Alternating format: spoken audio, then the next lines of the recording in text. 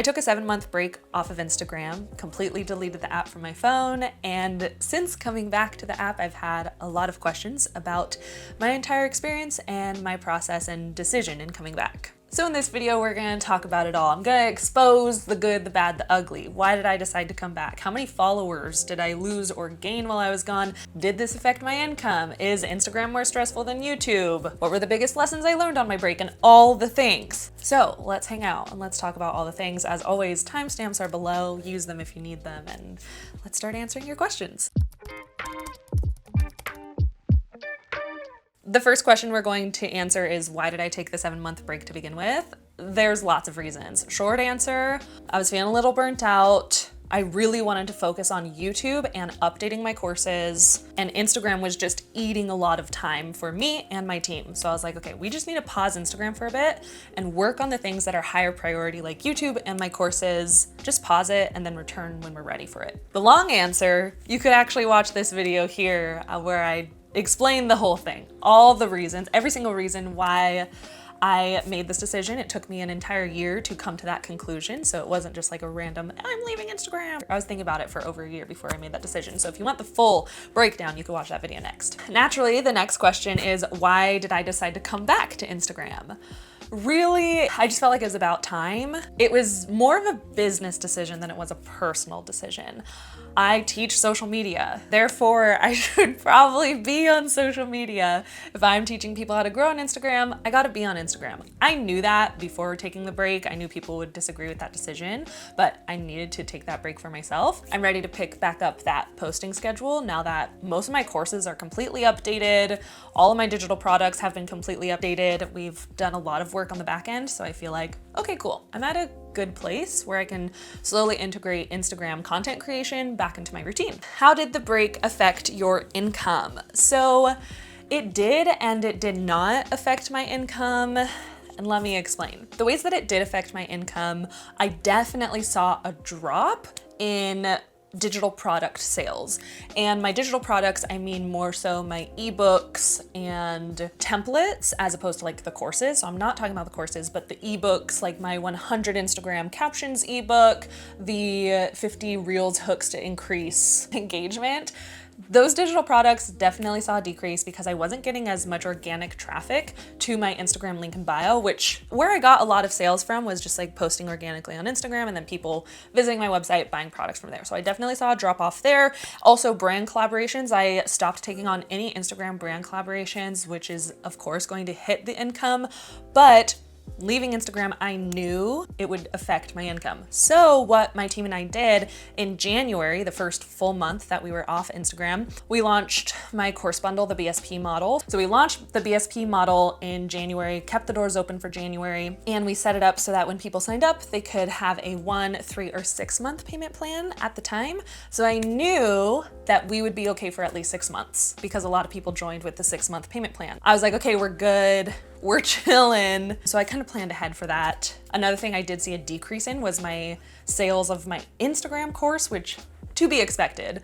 How could you sell an Instagram course if you're not on Instagram? So saw a decrease in that, which is fine because that wasn't my priority to sell it. I was working on the BSP model. So give and take, you win some, you lose some. Mostly I was prepared. It didn't really affect overall the business revenue. So I was okay. Did you notice an increase or decrease of followers since you left? Yes, let me actually show you this screenshot. So I was completely off of Instagram. So I only have a screenshot from when I went back to Instagram, and this is only going to show me the most previous 90 days. But as you could see, in the last 90 days, I lost over 6,000 followers and gained about 8,000 followers. So that kind of averages, I was losing a little over 2,000 followers every month I was gone. And even though I was losing followers, I was also gaining followers. I'm pretty sure when I left, I had 150,000 Instagram followers, and when I came back it was 154,000. Let me say this, the only reason that I saw growth in followers was because while I was gone, my team and I started running ads for my business. So most of last year was me trying to figure out how to start running ads, and then we started working with a really, really cool ads team and we got ads up and running They've been running ever since the new year. So we were running Meta ads, Facebook, Instagram ads. So naturally people were being taken over to my Instagram page. And I think that's why they decided to follow me there, because we were already getting some traffic to my page from ads. That's not a strategy I would recommend. That was not a strategy at all. I never thought like, after I leave, let me start running Instagram ads so I don't lose followers. Like, that wasn't a thought at all. I didn't care if I lost followers. If anything, I wanted to lose followers because I knew coming back to Instagram, engagement would tank. So I'm like, okay, cool. Unfollow me. The less people that follow me, the better, because then it could potentially increase my engagement when I came back. So that wasn't a strategy. Don't recommend doing that. It just happened to be the situation because we were running ads. How did you have the discipline to be off of Instagram for so long? It actually was easier than I thought. I think maybe the first few weeks were hard, not in the sense of like, oh, I want to be on Instagram, but just the habit of mindlessly, like I open my phone, reflex, open the Instagram app, and then I'm like, how did I get here? You know, like the habit of searching Instagram and opening the app, that was still there in my body. So after the app was deleted that first week, I would find myself wanting to go to Instagram and it's not there. And I'm like, why did I try to open Instagram just now? I didn't have a reason, it was just a habit. So that habit was hard to break because I was so programmed to opening the app, but it wasn't hard in the sense of like, I wanted to go on Instagram. I didn't want to go on Instagram. Once I broke the habit, it was pretty easy to not open Instagram and to stay disciplined and not have the app on my phone. So pretty simple actually. Ooh, this is a good one. Somebody asked me, how do you prevent relapses when you had the urge to get a dopamine hit? So I feel like this kind of goes with the last question of like, is there a dog? How are you so disciplined with like leaving the app? This is more so like, what did you do to replace that habit or to get that dopamine hit? And what I'm gonna talk through, it's gonna sound kind of stupid and ridiculous, but this is what worked for me and how I was able to like wean down off of like replacing the Instagram dopamine with like a healthier dopamine. Let me explain. So at first, that Instagram dopamine hit, I would go to open Instagram, wasn't there on my phone, and I was like, oh yeah, why was I doing that? I don't know. And so I actually replaced my Instagram habit with going to TikTok because I would open them for two different reasons. And again, let me explain, let me get the whole picture for you. So I would open TikTok. TikTok was just a mindless way for me to just consume content outside of my business. Instagram, I was opening and I was seeing my competitors and I was constantly comparing myself. Opening TikTok was more of a fun thing for me. So it was like watching coffee videos, watching running, watching anything that wasn't to do with my business. So that was like a good transitional replacement in the beginning. I did though, however, over time, I ended up deleting TikTok too. So for the past few months, I haven't had Instagram or TikTok. Then it was like, okay, now that I don't have Instagram and TikTok, what's that next habit? How do I replace that? How do I get that dopamine hit? So because I didn't have Instagram or TikTok, anytime I would open something on my phone, I would ask myself, okay, what am I doing? Am I avoiding stress right now? I'd started to be more analytical and kind of study the urge. Okay, why am I opening this? What do I need? Sometimes it was like I wanted entertainment, and if I really did want entertainment, I would get up, go to the TV, open YouTube and watch a YouTube video. I didn't really do anything on my phone. And if it was like, you're avoiding stress, I'd be like, okay, put the phone down, do the thing that's stressing you out. If you're stressed about emails, just reply to the emails, get that out of the way. And then I actually replaced like all of my Instagram and TikTok time with like listening to more educational podcasts, listening to some audiobooks. So it took a few steps, and I was kind of replacing this Instagram dopamine where what would happen with the Instagram dopamine, I would leave Instagram feeling stressed, like I was behind on life, like I needed to do more because I wasn't doing enough, and defeated and burnt out and disappointed in myself. Even though I got that dopamine hit of consuming content, I left Instagram feeling that way. And so I found lots of new different types of dopamine that left me feeling more fulfilled. So listening to an audiobook, I got to like have fun and escape to another world. Listening to a podcast, I felt like I was educating myself and bettering myself. Spending time with John, yes, we were being potatoes on the couch and watching our shows together, but I didn't feel like I spent hours on my phone away from John and like, oh, I didn't spend time with him. It was like us bonding over watching Love Island and yelling at the TV. You know, it felt like I was with my partner instead of like mentally away from them. So I don't know if that answered the question, but I was able gradually, it wasn't like a big change to replace this dopamine that wasn't serving me to dopamine that was serving me in many different ways, working out, etc. That was a good question. I hope I answered that okay. Is Instagram more stressful than YouTube? How do I answer that? I'm not gonna say like matter of fact, this is fact for everybody, but I'm going to speak for me and my experience. Yes, Instagram is more stressful than YouTube. For me, that's just how it is for me. I feel like I put this pressure on myself to show up there every day and use all their features, and that makes me feel like I am trying to sprint through a marathon. Truly, I feel like I am like every single day, okay, I need stories, do I have a post ready? Like it's just this subconscious pressure or even very conscious pressure of like show up, check the status, check the analytics.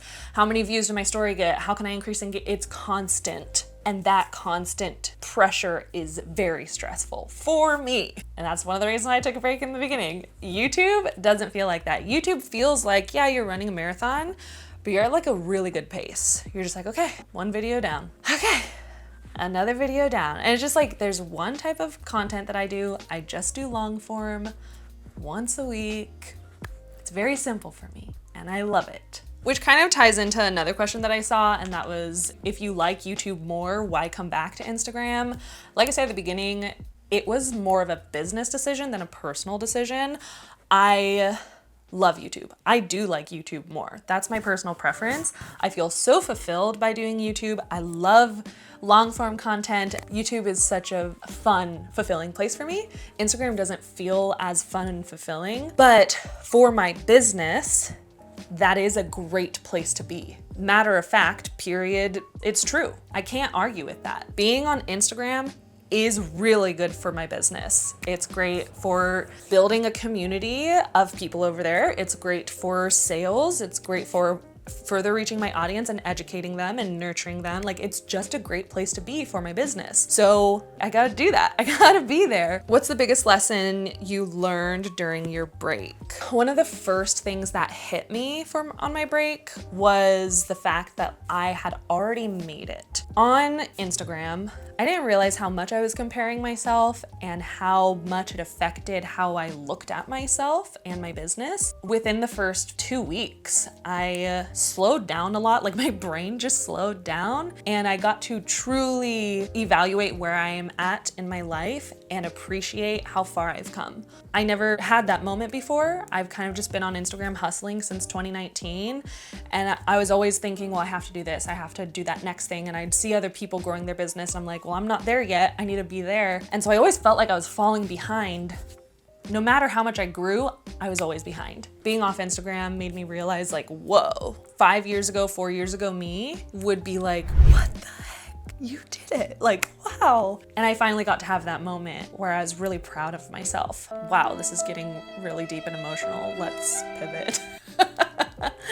So that was one of the lessons that I learned, was like, I did it, I'm doing it. I don't have to go at any other speed other than the speed that I set for myself and the pace I set for myself. That was really refreshing and freeing to feel that. So I got to be more present, not just in my business, but in my day-to-day life. I got to be with John and not think about how a post is doing, what we're gonna post tomorrow. Yeah. It was just really nice to just sit in the growth that I've achieved and reflect on it and be grateful and feel blessed. How did you come up with a plan to get back on track?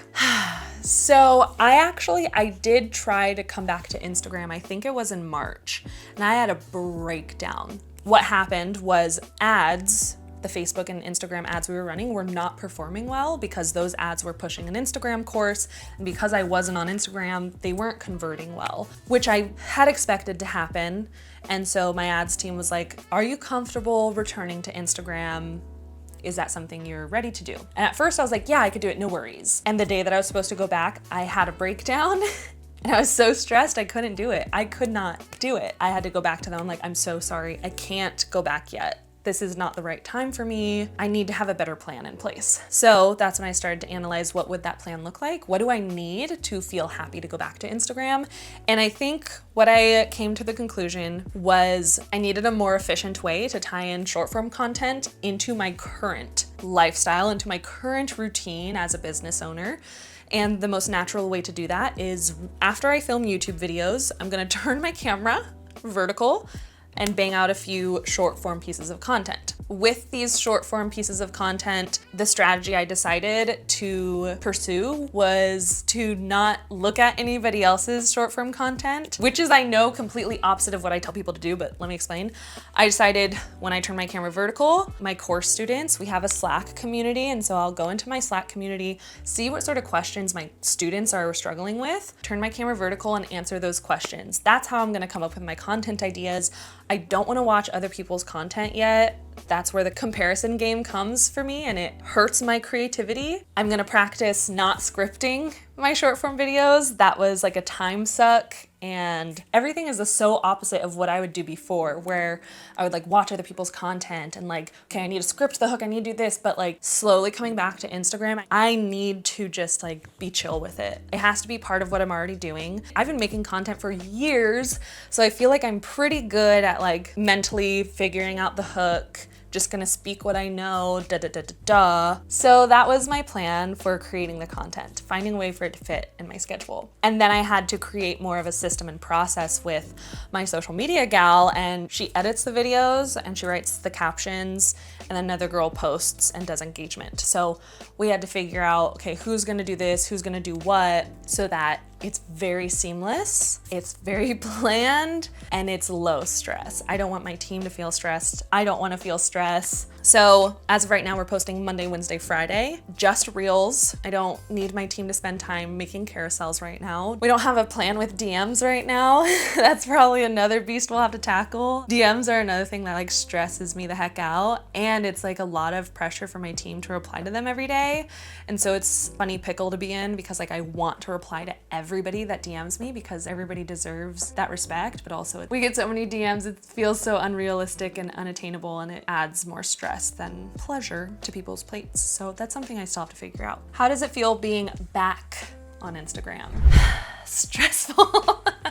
Stressful. For the most part, I feel like I set a good plan to come back. What I'm realizing is there's still more to plan because having the app on my phone, it is so overwhelming again. We have short form content planned out all the way August, September. We're doing October right now. Even though we have the short form content planned out, immediately I'm thinking, I need to post a stories every day. How did those stories perform? Let's see the views here. How did this post perform? Are all these comments being replied to? Like, immediately my brain is going into that daily grind of we need to check on this, check on this. So I have to figure out how to not stress myself out with all that ish. So it feels good in the sense of I'm excited to test out this new plan, create short form content that just feels true to me, that's fun for me. I feel like I have products that I'm way more excited to talk about because we updated everything. Everything's fresh and new, and so I feel way more excited to share that with my audience. So in that sense, I'm excited to be back. I think Instagram's gonna be a great place for me to be, but immediately after I made that first post, a wave of stress, checking the stats and all the things. So that's something I'm gonna have to figure out. Maybe I don't post stories. Maybe I don't ever have the app on my phone and I just let my team do everything for me. I don't know. I gotta figure it out because I'm already feeling the stress again and I need to figure that piece out of the puzzle. Would you recommend other people take a break? Yes. Absolutely, please, and not just like for a day. I mean like delete it off your phone for a week minimum. It's so nice, it's so freeing, it feels so good. And while you take a break, ask yourself, why do I want to return? What's my reason for returning? For me, I had a pretty good reason, you know, like it's gonna sustain my business, my livelihood, and literally how I make money. So like that's a good reason to go back. It makes sense for my business. If it wasn't for my business, I may have not gone back at all. So ask yourself, why would you go back? Is there another place that fulfills you and brings you more joy? And if there is, like just do that other thing. I don't know. It was very nice, very fulfilling. I have an entire video on how leaving Instagram changed my life. So if you want more information on how leaving Instagram over those 7 months changed my entire life, definitely watch this video next, and I will see you in the next one. Follow your joy. Bye.